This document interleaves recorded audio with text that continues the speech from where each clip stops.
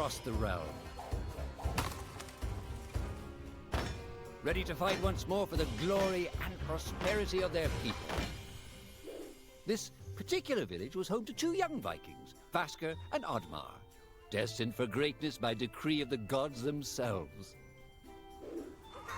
Unfortunately, the gods did not tell them of this plan. Just as he had countless times before, Oddmar farewelled his parents. They always returned to him. This time was different.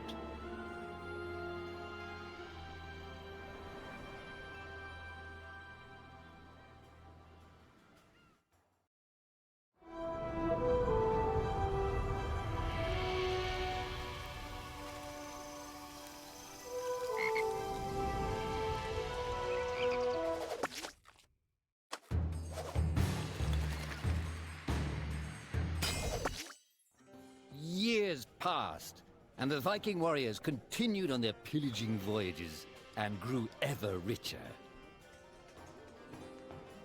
The Viking chief was proud of his people, but he was greedy, single-minded. He wished to expand his village, regardless of the consequences. The chief despised Oddmar. He'd never fought for his village and survived off their scraps. But the chief would tolerate this behavior no longer. Oddmar would have to single-handedly loot the forest, burn it to the ground so their village may prosper. And if he refused, he would face the same fate as his old friend Vasker. After being ridiculed by his village, Oddmar ran home to his hut.